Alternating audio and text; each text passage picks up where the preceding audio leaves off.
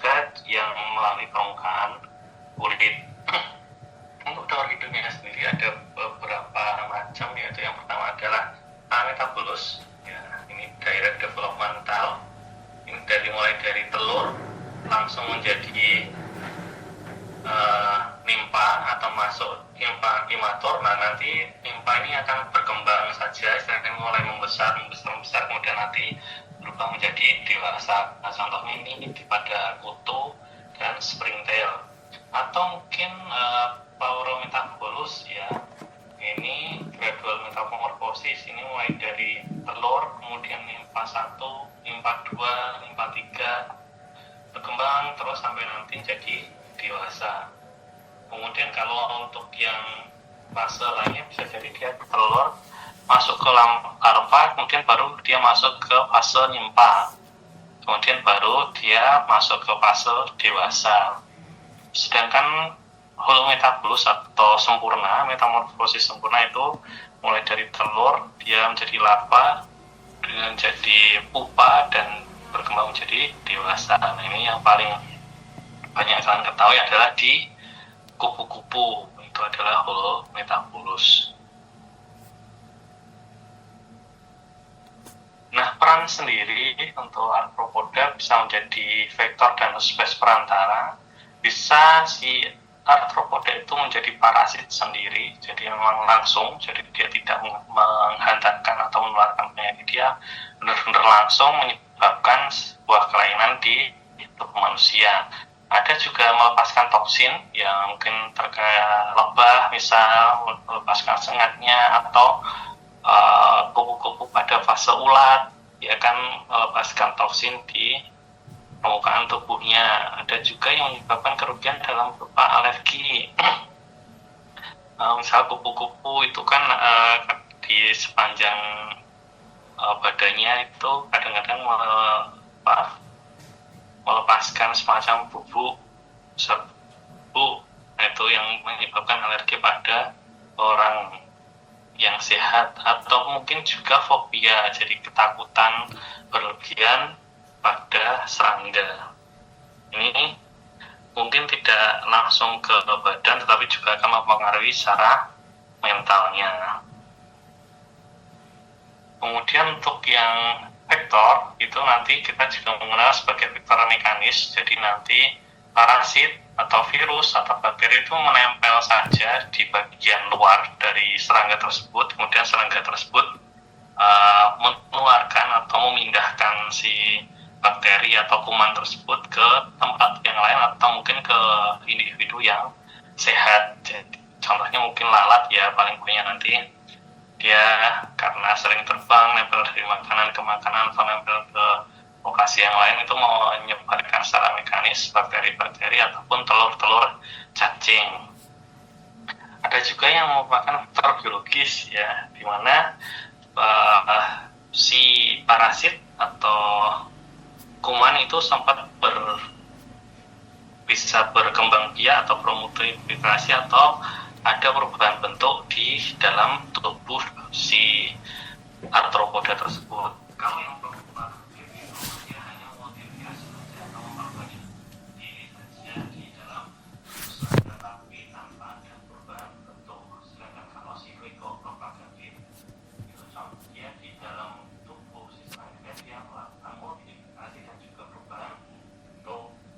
Sedangkan kalau si glycodevelopmental itu dia tanpa multiplikasi, dia hanya melakukan perubahan bentuk saja di dalam tubuh serangga. Sedangkan kalau Parsovarian itu dia melakukan multiplikasi, kemudian dia bisa menginfeksi ovarium pada sel telur arthropoda, sehingga generasi berikutnya dari si arthropoda itu sudah mengalami penularan. Ini contohnya adalah pada kasus dengue atau DBD. Itu jadi virusnya itu sudah bisa sampai menginfeksi sel telur dari nyamuk, sehingga ketika telur dari nyamuk itu sudah keluar, dibuahi dan keluar menetas, itu secara otomatis individu yang baru itu sudah di dalamnya mengandung virus dari dengue itu. Nah, kalau arthropoda sendiri yang sebagai parasit langsung itu ada beberapa pembagian, yaitu adalah endoparasit, di mana nanti si arthropoda atau serangga itu akan masuk ke dalam tubuh manusia, entah mungkin hanya membuat lubang di kulit, atau bahkan mungkin sampai masuk ke telinga dan seterusnya, atau dia hanya ektoparasit saja, dia mungkin hanya menyengat, mungkin menimbulkan alergi saja, atau dia hanya membuat kerusakan di permukaan tubuh. Ada juga yang sifatnya permanen, ada juga yang sifatnya periodik. Ya, jadi permanen, contoh nyamuk itu akan selalu menjadi parasit permanen karena dia selalu akan mencoba untuk menghisap darah manusia. Sedangkan pada periodik itu pada fase-fase tertentu saja, ya itu dia hanya akan menjadi parasit pada tubuh manusia. Nah, penularan penyakit serangga itu bisa dimulai dari penderita atau mungkin karier ya. Jadi ada yang memang sakit, ada juga dia karier saja, dari dia ada kuman di dalam tubuhnya tetapi tidak ada gejala. Nah, itu kemudian di tubuh si serangganya itu nanti berkembang biak menjadi stadium infektif dan dia akan disebarkan ke host yang tepat. Nah, ini pembagian filum arthropoda. Ada kelas insekta, arachnida, krustase, chilopoda, diplopoda, dan pentastomida. Nah, paling banyak yang kita ini adalah di kelas insekta. Ya, itu ada 8 ordo. Arachnida ini kalau laba-laba itu ada 3 ordo, dan krustase atau mungkin kalian banyak mengenal sebagai udang-udangan itu ada 2 ordo. Nah, di kelas insekta sendiri yang paling banyak kita temui sebagai parasit di sekitar kita itu secara morfologi terdiri ada kepala, torak, dan abdomen. Kepalanya terdiri dari antena, mata, dan alat mulut. Kemudian kalau toraknya tergantung, ya jadi nanti ada beberapa yang ada protorak, mesotorak, metatorak. Ada juga yang mungkin hanya terdiri dari protorak dan mesotorak. Ini ada 2 pasang sayap dan 3 pasang kaki. Sedangkan di abdomen biasanya ada alat kalkulasi, ovipositor, dan genitalia eksterna. Ini tergantung dari jenis-jenis dari si insekta itu sendiri. Nah, kita masuk ke golongan nyamuk ya, atau diftera. Nanti ada beberapa tribus, yaitu adalah Culicidae, Anophelini atau kita kenal yang adalah Anopheles. Kemudian tribus Culicini juga nanti ada Culex, Aedes, dan Mansonia. Kemudian nanti ini ada Phlebotomidae, ini adalah yang sampai ke bawah, ini adalah golongan dari lalat ya. Ini nanti ada Phlebotomus, Simulidae ada Simulium, Tabanidae ada Tabanus, dan golongan Muscidae ini ada Musca glossina, dan Sarcophagidae ini ada Bouvardia. Masing-masing nanti punya khas ya untuk menyebarkan penyakit-penyakit tertentu. Nah, kita kemudian masuk ke nyamuk sendiri. Nah, secara gambaran bisa kita lihat di sini ada kepala, torak, dan abdomen. Di kepala ini ada antena ya. Di jantan itu antenanya jenisnya adalah plumose, sedangkan di betina itu pilose ya. Kemudian ada dia punya stadium larva dan pupa yang hidup di air. Kemudian tubuh terdiri kabut torak dan abdomen dia, dan ada 1 pasang sayap dan halter 1 pasang juga. Perilaku nyamuk sendiri bisa kita bagi jadi beberapa jenis. Ada yang menurut kesukaan darahnya ini antropofilik, ini suka pada darah manusia. Zoofilik ini suka pada darah hewan. Atau kesukaan tempat menggigit, ada endofagik dan esofagik ya. Endofagik dia suka menggigit di dalam ruangan, Sedangkan esofagik dia suka menggigitnya di luar ruangan. Untuk aktivitasnya bisa kita bagi menjadi night biter dan day biter. Dia suka menggigit di malam hari atau di pagi atau siang hari. Kemudian bisa kita lihat juga melalui tempat istirahatnya. Jadi kalau yang endofagik itu tempat menggigit, kalau exofilik ini adalah tempat istirahat. Ya, dia sedang di dalam ruangan atau di luar ruangan. Nah, nanti juga bisa kita bagi lagi menjadi beberapa subtipe terkait jarak terbangnya. Ada yang hanya dalam radius 1 sampai 50 meter, ada yang bisa lebih sampai ke 100 meter radius, dan bisa akan lebih jauh lagi kalau terkait mungkin ada anginnya besar gitu, jadi dia akan bisa menempuh jarak yang lebih jauh lagi. Dan juga kita membaginya juga terkait breeding places-nya, jadi tempat dia menaruh telurnya atau berkembang biaknya. Ada yang suka di air jernih bersih, ada juga yang dia suka di air kotor atau bisa langsung terpapar langsung ke permukaan tanah. Ada juga yang suka yang dia memang pada tempat-tempat yang tidak langsung berhubungan dengan tanah. Penyakit yang ditularkan nyamuk banyak ya, ini dari yang mulai dari virus, jadi juga sudah mengenal ada chikungunya, DBD, DHF, yang beberapa tahun terakhir mulai naik gejalanya itu ada juga Japanese encephalitis ya, sama yellow fever. Dan kalau protozoa mungkin sudah diterangkan dari Dr. Paramasari sudah mengisi adik-adik.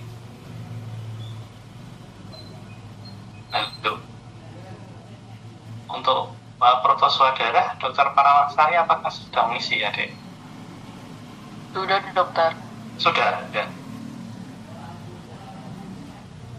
Oke, nanti malaria ada trypanosomiasis dan leishmaniasis. Sedangkan untuk cacing kemarin sudah kita bahas, sudah ada filaria, onchocerciasis dan loaiasis, cacing loa-loa.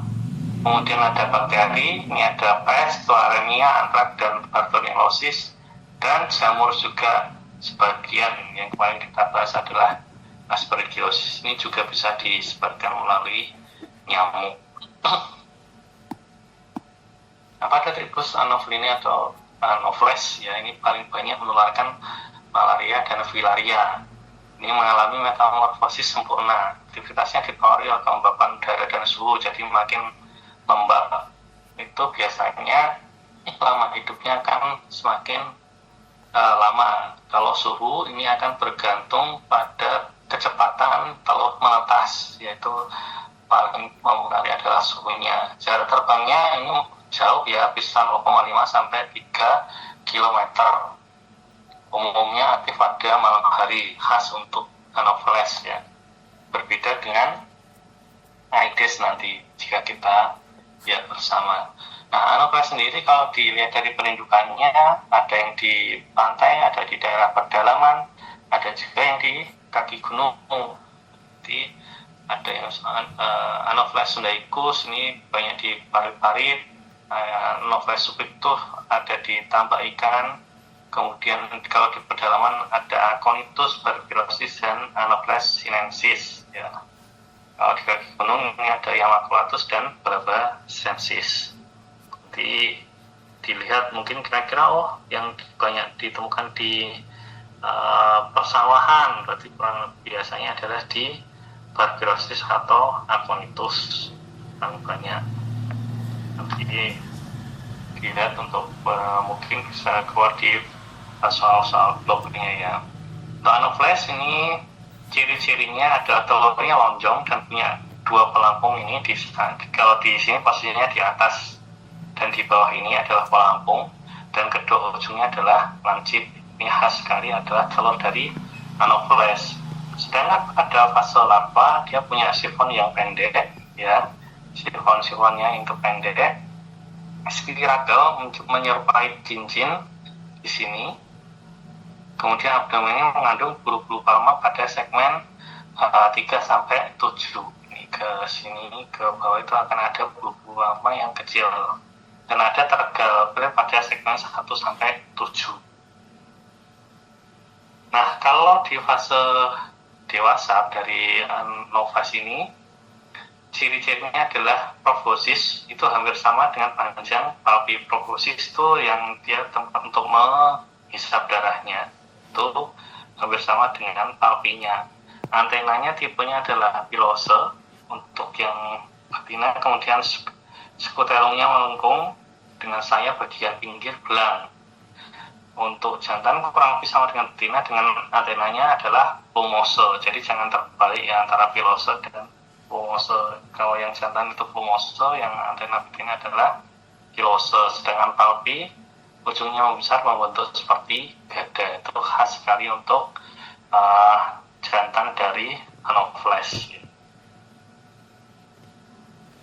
Peran nyamuk Anopheles tadi sudah disebutkan adalah vektor dari malaria dan filaria ya. Kalau di malaria nanti dia pasti akan ada faktor host, agen dan environment, di mana hostnya semakin banyak baik manusia maupun nyamuknya, berarti penularannya juga akan semakin cepat. Kalau agennya yang berupa nyamuknya juga semakin banyak, dia akan juga semakin cepat penularannya. Untuk environment, tempat dia mungkin breeding place-nya, kebiasaan manusia untuk aktif pada malam hari atau siang hari itu juga nanti akan mempengaruhi bagaimana proses penularan dari malaria sendiri. Untuk dari faktor nyamuknya sendiri, nanti yang berperan adalah kepadatan vektornya atau kepadatan manuknya, kemudian kesukaan menghisap darah manusia. Jadi ada beberapa Anopheles yang memang suka menghisap pada hewan saja atau zoofilik, otomatis itu nanti akan istilahnya lebih sedikit menularkan ke manusia, otomatis penularannya juga akan lebih lambat dibanding kalau yang di daerah tersebut memang didominasi nyamuk-nyamuk yang memang antropofilik, jadi suka menghisap darah manusia. Kemudian frekuensinya, semakin mereka sering untuk menghisap darah, berarti penyebarannya juga kemungkinan akan semakin cepat. Kemudian lamanya sporogoni atau pembentukan di dalam tubuh nyamuk. Jadi perulangan dalam siklus di dalam tubuh nyamuk itu semakin cepat, berarti juga dia akan semakin cepat pula untuk menjadi penularnya. Dan juga lamanya hidup dari nyamuk itu juga akan berpengaruh. Makanya kalau pada suhu yang lembab itu biasanya nyamuk juga akan lebih lama hidupnya, jadi dia penularannya juga akan lebih cepat ya. Sedangkan dari faktor agen atau parasitnya sendiri itu tergantung dari bagaimana seberapa cepat si malarianya atau plasmodium tersebut dia berkembang biak di dalam tubuh nyamuk dan di dalam tubuh manusia. Jadi kalau di manusia dia berkembangnya aseksual, dan pada nyamuk dia akan berkembang dalam fase yang seksual. Ini harusnya sudah diterangkan oleh Dr. Sari ya, kalau memang dari Dr. Sari sudah mengisi. Jadi baik nanti yang fase sporogoni ini di dalam tubuh nyamuk, kemudian dari mulai nyamuk menghisap, kemudian nyamuk menularkan kembali, itu akan mempengaruhi juga kecepatan dari penularan juga ketika fase yang di dalam tubuh manusia, mulai dari yang hepatotik ataupun yang eritrositik. Ya, semakin ini daurnya semakin cepat, penularannya juga akan semakin cepat. Ini masa inkubasinya ini mungkin di beberapa buku jadi dia akan berbeda-beda. Dengan Dr. Sari mungkin juga nanti ada beberapa yang beda, nanti silakan dilihat, dan nanti kalau memang ini bisa menyesuaikan yang Dr. Sari saja ya, karena yang mengajarkan kan beliau, tapi ini kurang lebih untuk masa inkubasi baik falciparum, viva, malaria dan ovalin, baik yang intrinsik maupun yang ekstrinsik, kurang lebih ada beberapa perbedaan di sini. Jadi yang semakin cepat dia inkubasinya, dia juga akan semakin cepat untuk terjadinya penularannya. Nah, faktor lingkungan, ya faktor lingkungan ini yang pertama adalah lingkungan fisik, yang nanti berpengaruh itu adalah suhu. Ya, semakin tinggi suhu maka inkubasi ekstrinsik biasanya semakin pendek. Berarti semakin tinggi suhu karena masa inkubasi semakin pendek, maka dia untuk menjadi fase yang infektif juga akan semakin cepat. Jadi otomatis juga penularannya bisa semakin cepat pada suhu yang tinggi. Pada kelembapan yang dia makin rendah, umurnya makin pendek. Ya, jadi semakin dia agak kering, maka umurnya juga akan semakin pendek dari umurnya. Tapi ketika dia kelembapannya tinggi, maka dia akan lebih lama hidupnya. Jadi seperti yang saya bilang, semakin lembab kondisi, biasanya umur nyamuk akan semakin panjang. Minimal ini bisa sampai 60% dari umur yang di kondisi yang lembab ya. Ini umur nyamuk makin pendek bisa minus sampai 60% dari usia nyamuk dengan kelembapan yang tinggi. Hujan juga akan mempengaruhi perkembangan nyamuk karena nanti biasanya banyak tempat breeding place-nya. Kemudian nyamuk biasanya berkembang biak secara optimal tuh di bawah ketinggian 2000 meter. Jadi, kemudian arah angin, kemudian kecepatan angin itu akan mempengaruhi bagaimana proses penyebaran si nyamuk sendiri ke lingkungan yang berbeda atau ke radius jarak terbangnya. Dia akan semakin lebar, semakin jauh ketika anginnya juga semakin kencang. Nah, kalau nyamuk sendiri tidak begitu suka pada kadar garam yang tinggi, maka biasanya antara 12 sampai 18 itu menjadi kadar yang optimum untuk dia berkembang biak. Jadi larva dan telur itu akan lebih safe pada kadar garam 12 sampai 18%. Di lingkungan biologiknya nanti akan banyak adalah bagaimana tempat breeding place-nya, kemudian tempat istirahatnya. Nah, ini seperti pada tumbuhan bako atau lumut, tempat dia untuk hinggap itu banyak atau enggak.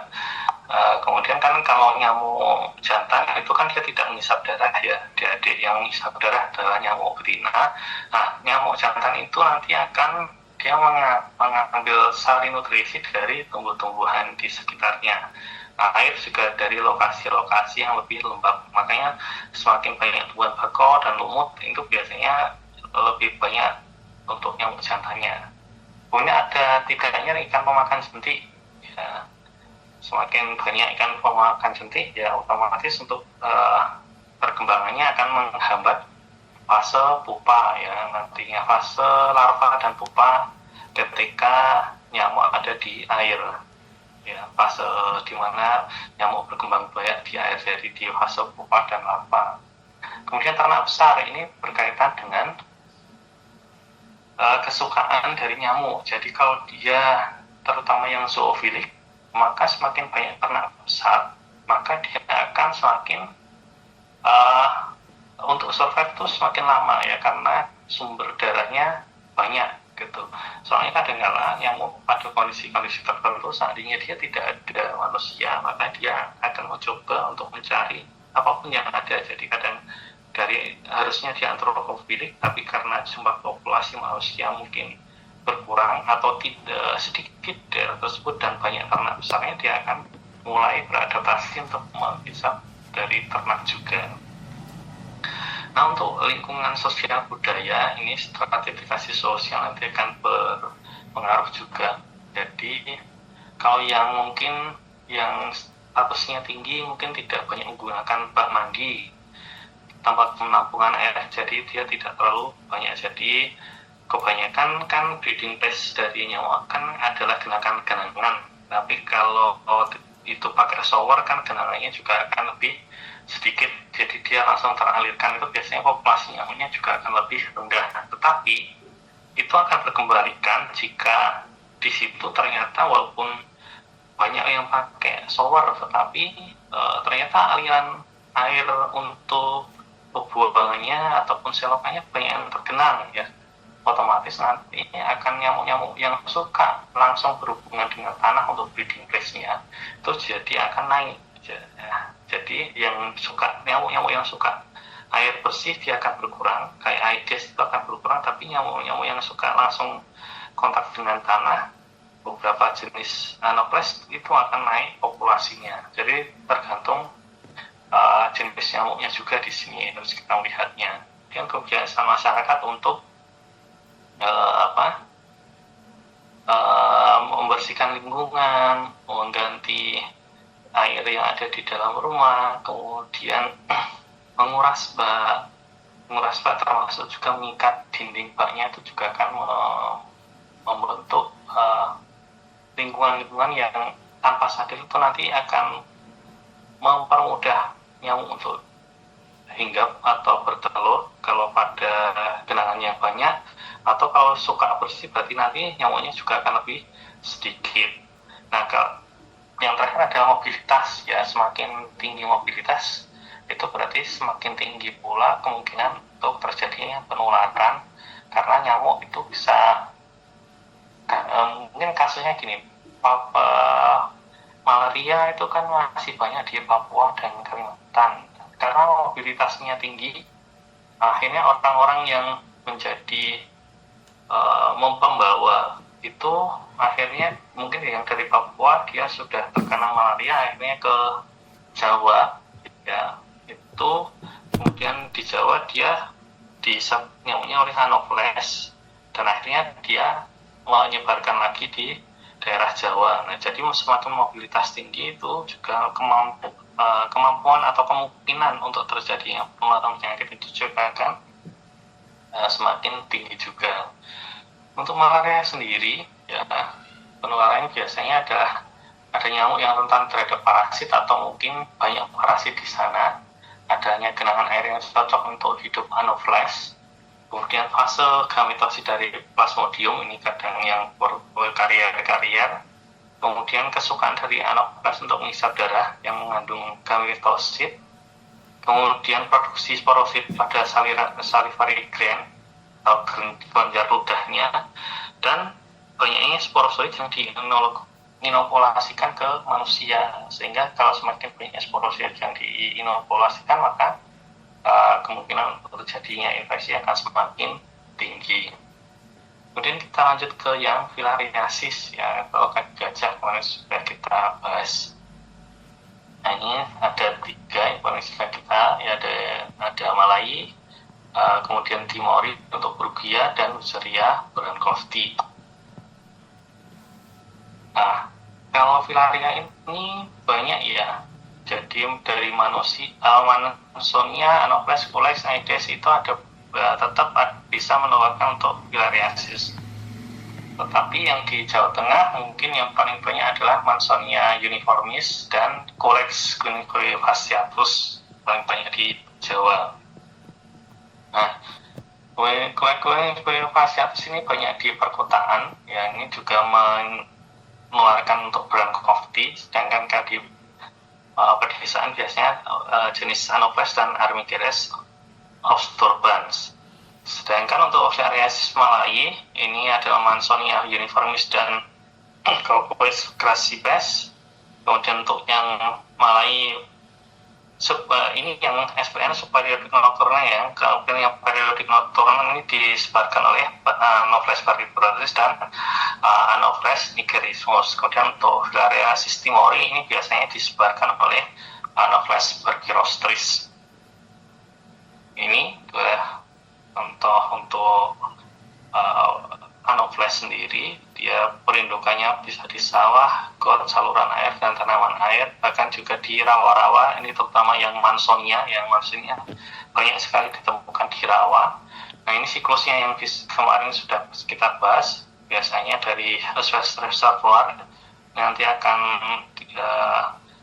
diserap oleh nyamuk darahnya, kemudian di dalam darah nyamuk berkembang dari L1 sampai L3, kemudian menular di manusia. Dari larva L3 ini jadi cacing dewasa, kemudian mengeluarkan filaria, mikrofilaria ini di fase tubuh manusia, dan ini nanti menyebarkan kembali ke hospes reservoir dan seterusnya. Siklusnya seperti itu. Nah, kita masuk ke Culex, ya. Culex ini Kalau nyamuk jelas metamorfosisnya lengkap ya, dari telur, larva, pupa, dewasa. Kuleks sendiri lebih suka menggigit pada malam hari dengan siklusnya kurang lebih seperti ini. Telur ke larva dia 2-4 hari, larva ke pupa dia 6-8 hari, pupa ke dewasa 1-3 hari. Dewasa kemudian mati, ini kurang lebih 2 minggu. Jadi masa hidup nyamuk dewasa itu kurang lebih 2 minggu. Kemudian telur ini menyerupai peluru dan dia saling berkelompok yang membentuk rakit. Pendudukannya dia sukanya di air yang keruh. Contohnya ini ada Culex guinceolophagiatus dan Culex anomostris ya. Nah, ini bentukannya seperti rakit. Nah, dia bentuk peluru, kemudian saling menempel, membentuk seperti rakit ya, dengan telur yang silindris, ada ujung tumpul, ada ujung yang agak runcing, dan dia berkelompok seperti rakit.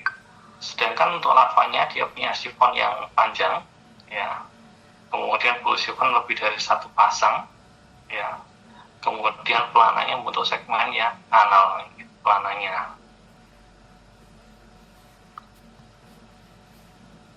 Untuk betina ini khas sekali, proboscisnya lebih panjang ya daripada palpinya. Antenanya sama pilose, skutelum membentuk 3 lengkungan dengan warna dasar dia cenderung ke coklat muda atau tua. Sedangkan yang jantan proboscisnya lebih pendek daripada palpi dengan ujung tidak besar dan antenanya plumose. Ini adalah ciri-ciri dari nyamuk Culex. Nah, kita masuk ke Aedes. Metamorfosisnya sama, lengkap ya. Siklus hidupnya juga kurang lebih sama dengan Culex. Dengan waktu gigit dia pada siang hari. Kalau Aedes ini biasanya pada kumpulan air hujan di luar rumah ataupun di dalam rumah. Jadi dia kebanyakan ke air yang cenderung lebih bersih.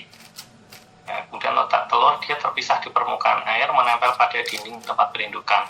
Maka dengan letak telur seperti ini, maka harus kita edukasikan ke masyarakat ya adik-adik. Jangan hanya menguras ya. Jangan hanya menguras, jadi dinding dari tempat penyimpanan air itu juga harus digosok ya. Karena kadangkala dia akan menempelkan telurnya itu benar-benar di atasnya permukaan air. Jadi ketika permukaan itu air naik, dia akan merendam dari telurnya, baru kemudian telurnya itu akan menetas. Jadi selama dia tidak terendam, itu telurnya juga akan bersifat dorman. Jadi kalau itu tidak dibersihkan atau tidak disikat di dinding-dinding tampungan air, itu suatu saat dia akan menetas menjadi larva dari nyamuk Aedes ya. Yang paling banyak di Indonesia adalah Aedes aegypti dan Albopictus, di mana biasanya dia menularkan DBD, chikungunya, dan yellow fever. Ini adalah khas dari telur dari Aedes ya, dengan bentuk yang lonjong, dia terpisah satu-satu dan dindingnya tampak ada garis-garis yang menyerupai kawat kasa. Kemudian ada sifon panjang dengan bulu 1 pasang, karena tidak menutupi segmen anal dengan sisirnya, dia ada ini sisir berduri ini. Sedangkan pada larva Aedes albopictus sirvolnya sama panjang dengan bulu 1 pasang, dengan pelana tidak menutupi segmen anal, tetapi sisirnya tidak memiliki gigi lateral ya, dia hanya satu-satu saja. Ini satu saja. Kalau ini kan ada lateral ini yang panjang tengah, kemudian ada duri kecil-kecil di sampingnya. Kalau pada Aedes albopictus dia tidak punya gigi lateral. Nah, ini untuk membedakan antara Aedes aegypti dan Aedes albopictus. Kalau Aedes aegypti dia punya gambaran layer form, ya ini di punggungnya yang berwarna putih, kemudian warnanya dia hitam berbercak putih pada kaki dan badannya. Sedangkan kalau Aedes albopictus dia punya gambaran putih longitudinal, ini khas sekali untuk albopictus yang berwarna putih ya. Kemudian warna kurang lebih sama dengan Aedes aegypti, yaitu hitam berbercak putih. Selanjutnya kita ke Mansonia. Ini bisa menggigit pada siang dan malam hari. Kemudian untuk siklusnya, siklus hidupnya sama dengan Plague maupun Aedes. Nah ini kalau Mansonia itu cenderung dia suka perindukannya di air rawa. Ada Mansonia uniformis, Mansonia indiana, ada Mansonia annulata. Penyakit yang disebarkan paling banyak adalah jenis filariasis malai yang subperiodik nokturnal. Nah, telur manusia ini Mansonia, telur Mansonia ini khas, dia membentuk rakit tapi roset ya, jadi bergerombolnya seperti bentukan bunga ya, untuk roset. Kemudian salah satu ujungnya ada yang runcing seperti duri.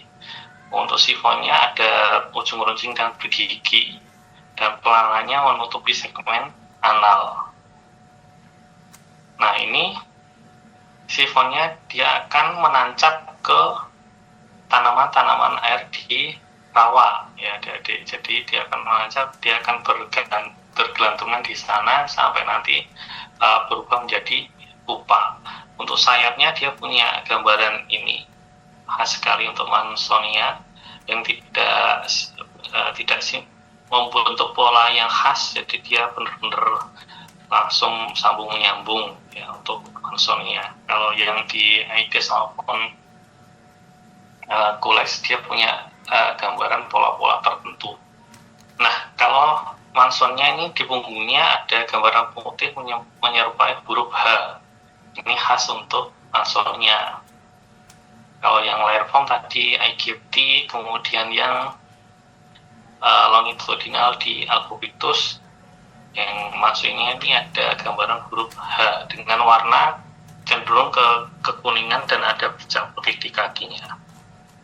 Oke, itu tadi adalah nyamuk-nyamuk yang banyak menularkan penyakit atau parasit di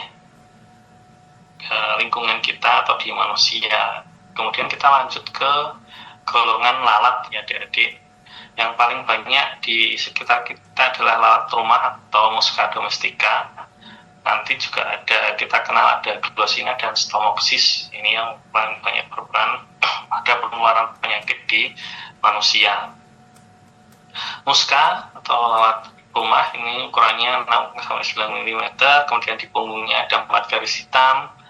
Kemudian dia vektor mekanik ya dari beberapa penyakit karena punya sifat untuk suka hinggap di makanan, tubuhnya tertutup bulu-bulu terutama di kaki dan berkembang biak dengan cepat ya.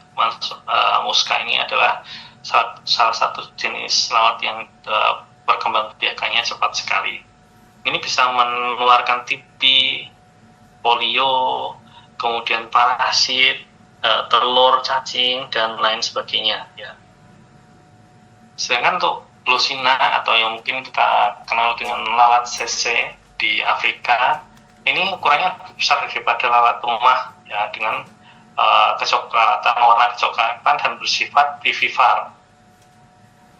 Kemudian sayapnya untuk waktu istirahat itu dia akan menutup seperti gunting, jadi memang sayapnya cenderung lancip. Kemudian tipe mulutnya adalah tusuk isap dan LPD-nya tinggi dan dia aktif pada pagi hari. Nah, perannya dia menularkan vektor sleeping sickness ini di Afrika Timur. Ini biasanya paling banyak ditularkan oleh Glossina morsitans ya paling banyak. Kemudian pada Gambian sleeping sickness ini paling banyak ditularkan oleh Glossina palmaris. Ini adalah daur hidup dari Trypanosoma yang menjadi gen dari sleeping sickness ya.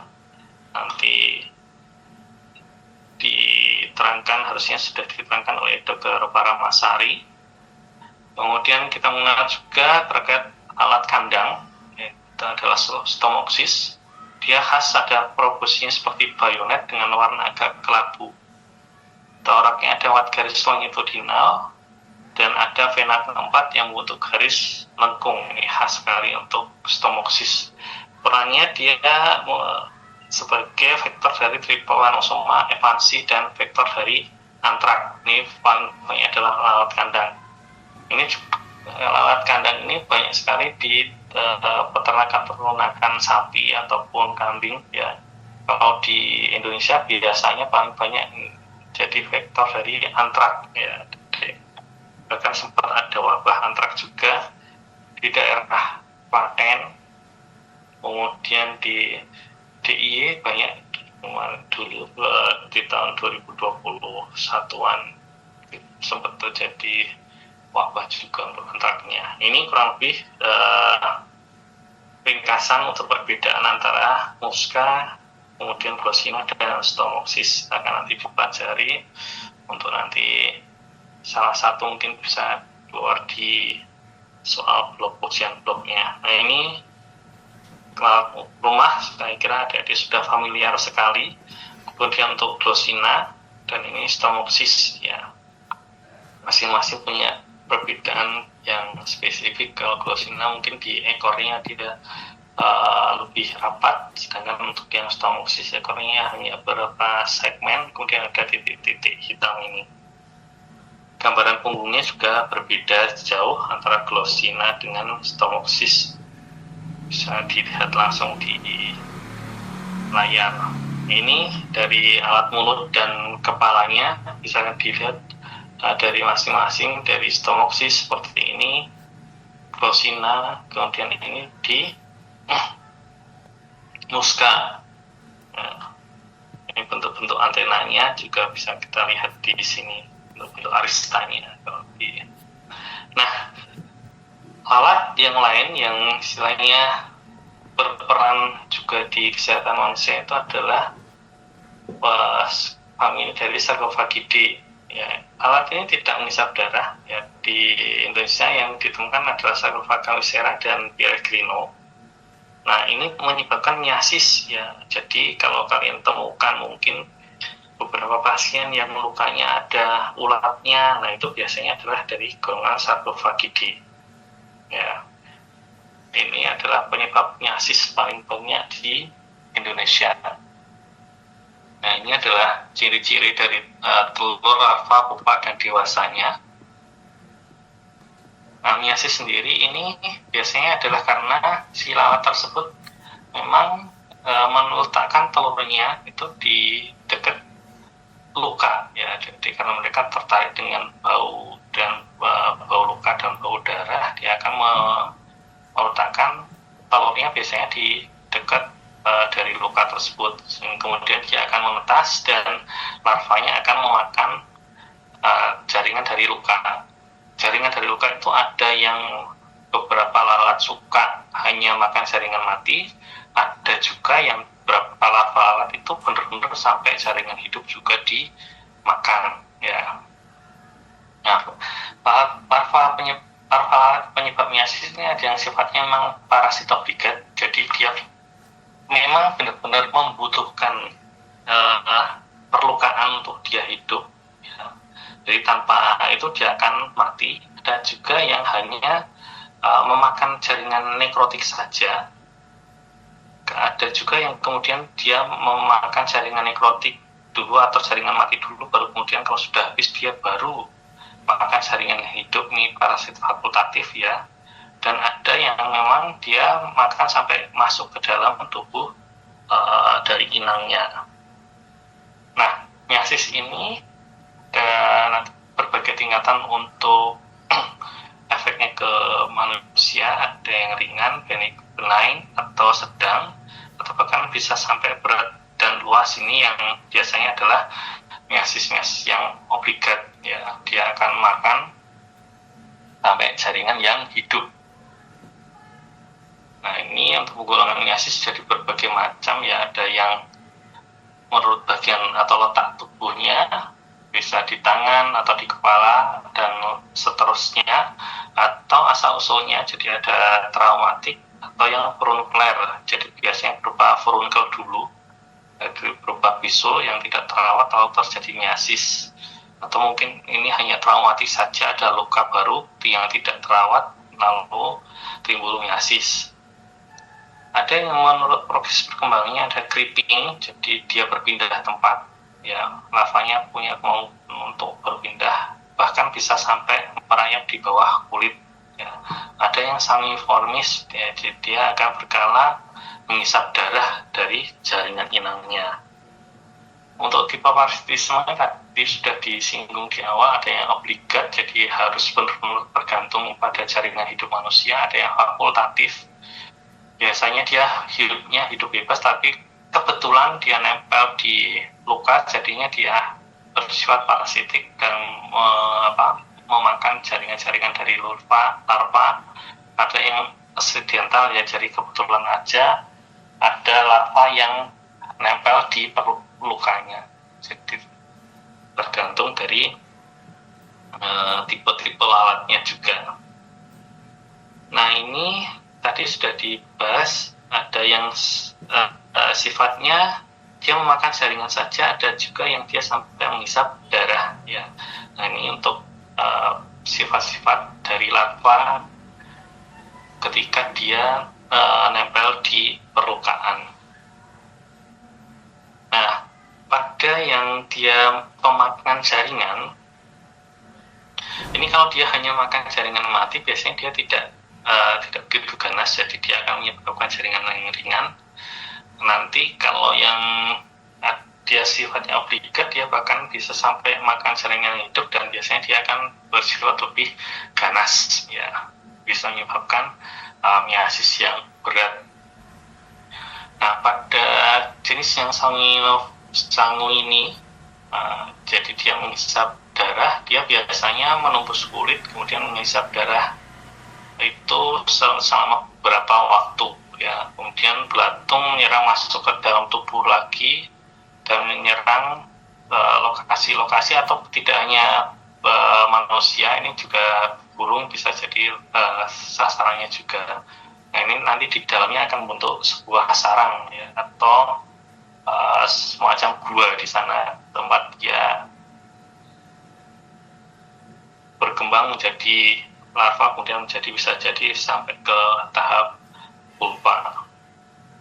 Ini yang bersifat makan jaringan ini ada Cochleomia, Chrysomia, dan Wolfratia, ya. Sedangkan untuk yang sangu ini ada Cochleomia hominivora, Chrysomia bassiana, dan Wolfratia yang magnifica.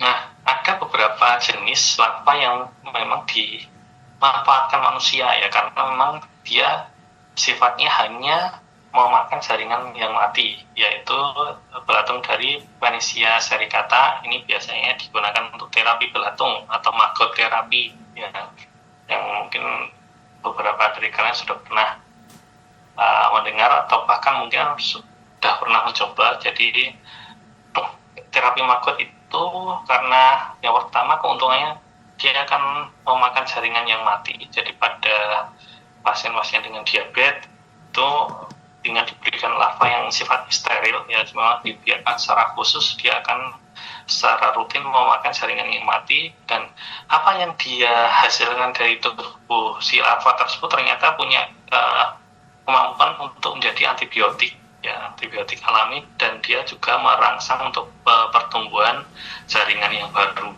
Nah, itu makanya pada jenis lalat tersebut larvanya dipergunakan untuk agroterapi. Nah, ini juga ada yang jadi spesifik miasis, ya, dia hanya menyerang pada golongan tertentu. Nah, ini biasanya pada golongan ini Chrysomia bassiana, Ostrus ovis, Gastrovirus sp, dan Hypoderma lineatum. Ada yang fakultatif atau semi-spesifik miasis, ya.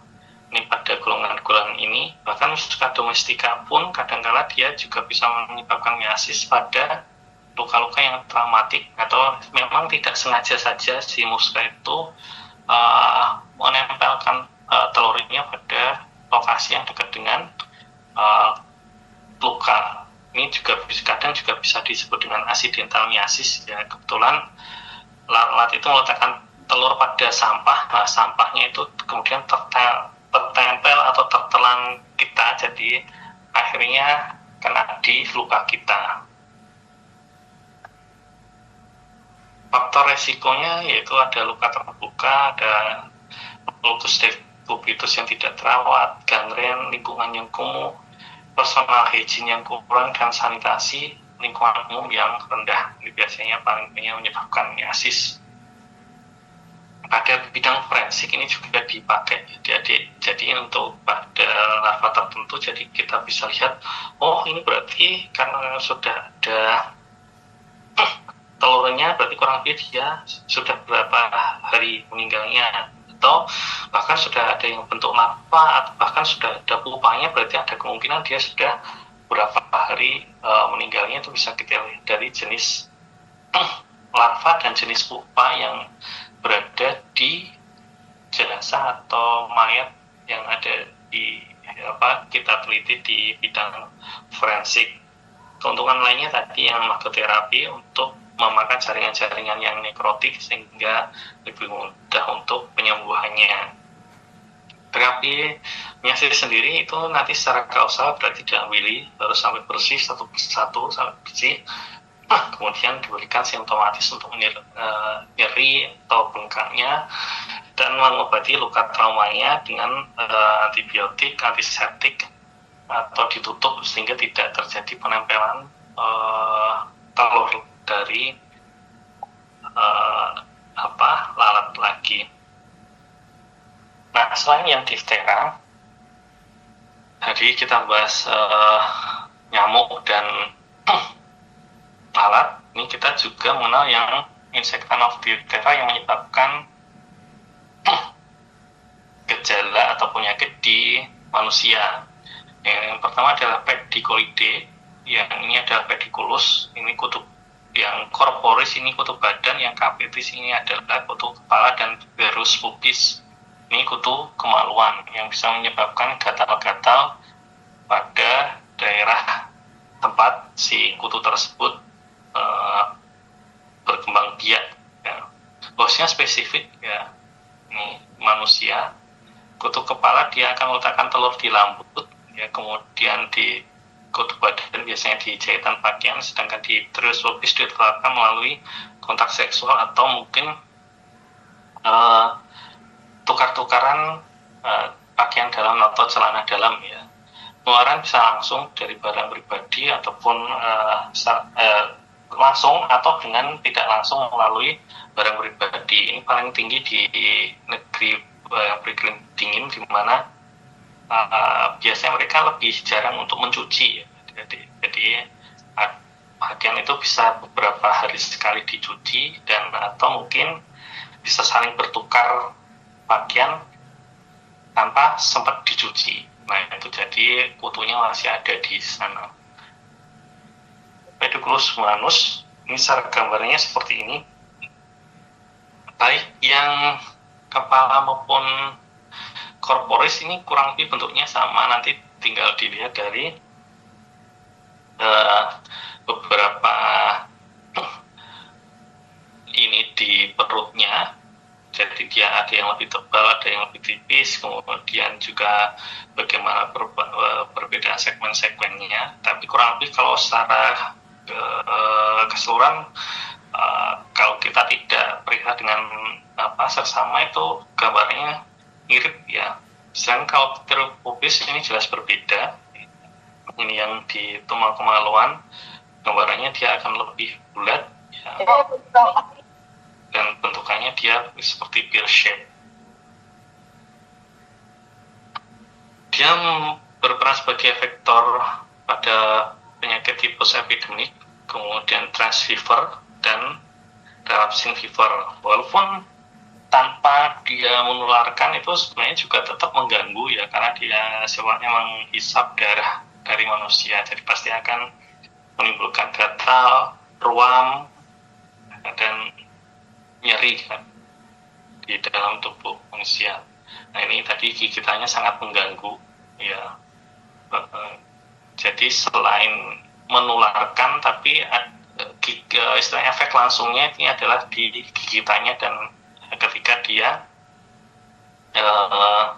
menggigit atau menghisap darah di manusia. Kemudian dari Lepidoptera atau kupu-kupu, ya, ini jelas yang metamorfosisnya Holometabolus. Terus apa sih kerugiannya ke manusia? Jadi dia nanti ada pada larvanya dia punya bulu beracun, atau bahkan mungkin pada fase dewasanya pun dia ada beberapa yang menimbulkan alergi ya, ketika kita pegang atau hinggap di tangan kita atau di badan kita menimbulkan alergi pada manusia. Atau bulunya nanti ketika bulu-bulunya bisa masuk ke konjungtiva atau saluran nafas dan menimbulkan gejala-gejala alergi.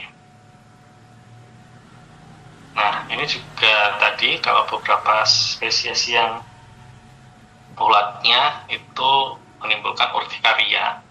Ini juga tergantung dari banyaknya bulu yang mempenetrasi ke permukaan kulit, kemudian umur dan sensitivitas seseorang, karena pada umur-umur mungkin yang masih kecil sensitivitasnya masih tinggi, jadi gejalanya akan lebih berat, tapi mungkin kalau pada usia-usia yang lebih tua dia sensitivitasnya menurun, jadi gejalanya mungkin kadang tampak lebih ringan.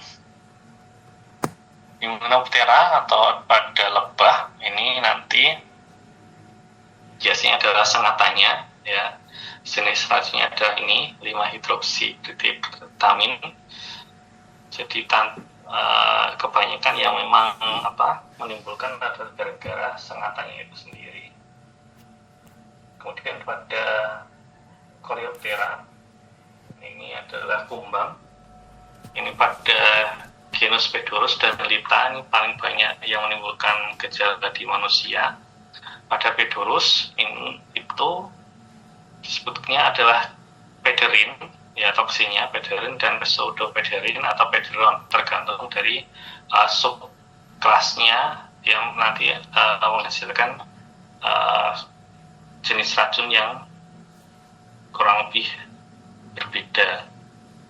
Dan kalau yang pada Lita dia akan mengeluarkan jenis racun kantaridin, dan dia juga bisa menginvestasi larva atau memasukkan larvanya ke dalam tubuh manusia. Nah, kemudian Orthoptera atau yang paling banyak ditemukan di kos-kosan kalian atau di rumah adalah kecoa, ya. Ini biasanya akan menularkan beberapa penyakit secara mekanis, ya, adik-adik. Ini masing-masing gambarnya seperti ini aja, nanti di belakang ada gambarannya, tapi kurang lebih ada 4 jenis ini yang paling banyak diketahui di dunia dan paling banyak menularkan penyakit. Perannya dia menjadi proses perantara dari Hymenopteris diminuta, kemarin sudah sempat kita bahas. Dia juga menjadi vektor mekanis juga di vektor polio, parasit usus, jamur aspergillus, dan enterobakter. Nah, ini secara gambarannya. Nah, silakan yang di kos-kosan kalian paling banyak yang mana? Bisa kalian lihat di sini untuk melihat, oh ini berarti genusnya ini. Silakan bisa dicoba dilihat yang di kos-kosan ataupun di rumah kalian. Ini kita ada tungau arachnida, nanti macam-macam. Yang paling banyak kita temukan yang menimbulkan gejala adalah Sarcoptes scabiei yang menularkan skabies, ya, adik-adik. Ini Scabies mite nanti juga sudah dipraktikumkan, nanti akan membentuk semacam lorong di kulit kita untuk tempat dia berkembang biak, meletakkan telur, dan nanti akan keluar organismenya atau si skabiesnya keluar terutama pada malam hari. Makanya paling banyak gejala gatalnya itu pada malam hari. Ini habitatnya di stratum corneum atau lapisan pengeluar dari kulit, paling banyak di kulit antara jari-jari. Kemudian darah hidup berlangsung 10-19 hari. Ini tiap betina bertelur 1-3 butir di tiap harinya di dalam terowongan di stratum corneum. Nah, patologinya biasanya nanti ada lesi folikuler dan dia makin lama jadi skin rash dan gatal terutama pada malam hari. Pengobatannya bisa kita pakai benzoazoa atau pakai yang golongan sulfur, metigal atau pakai yang Malaysian.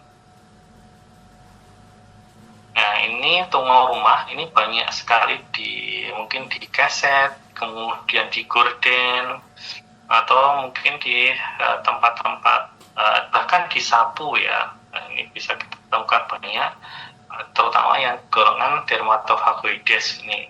Ini kalau tertelan atau terhirup dia bisa menyebabkan gejala asma di sana. Dan bahkan ada juga yang bisa menyebabkan dermatitis, ya, contohnya di pneumonia verrucosus.